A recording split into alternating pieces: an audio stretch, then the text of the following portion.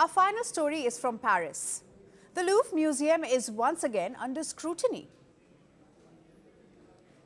The museum revealed that late November water leak has damaged several hundred items. These items were in the museum's Egyptian department. Museum officials stated to a media outlet that between 300 to 400 works were affected when water seeped through the ceiling of the Moulin wing of November 26. According to the museum's deputy administrator, the damaged items consist largely of Egyptology journals and scientific documentation. These items date back to the late 19th and early 20th centuries. While the materials are quote-unquote extremely useful to researchers, officials stress that they are by no means unique. And crucially, no heritage artifacts or irreplaceable objects were harmed.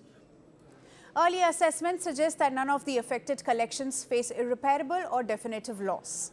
The museum confirmed that the November leak was caused by the accidental opening of a valve in an absolute heating and ventilation system that had been shut down for months. The system is finally due for replacement in September 2026. The news of the Louvre water leak comes barely months after the daring daytime heist in October. A 4-member gang made off with jewelry worth an estimated $102 million in a 7-minute smash and grab before speeding away on scooters. The audacity of the theft, carried out in broad daylight, sparked intense debate about the robustness of the museum's aging infrastructure. In the meantime, the museum stated that the soaked documents will be dried, restored by a bookbinder, and eventually returned to the shelves.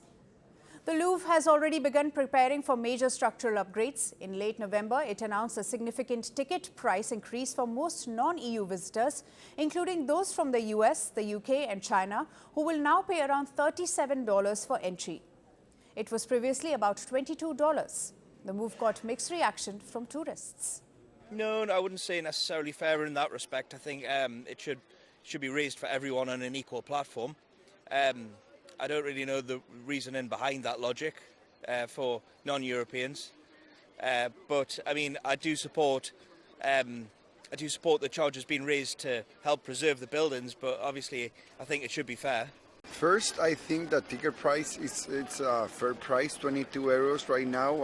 I think it's a very good price. I'm here with my family, and if you go out to a restaurant, like any plate is worth like 25 euros. So going inside to such a lovely and famous place, I think it's a fair price. Going up to I think 30 euros, 32 euros.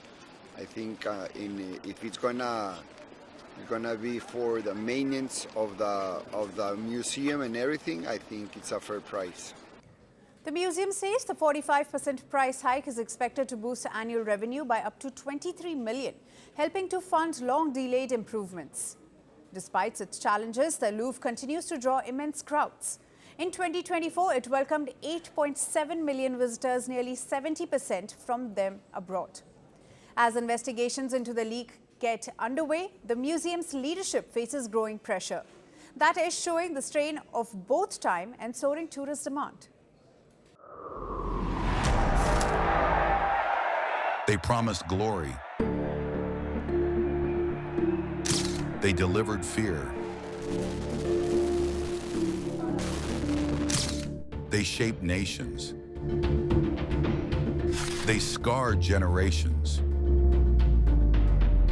From brutal purges to propaganda machines, from stolen power to violent falls from the throne.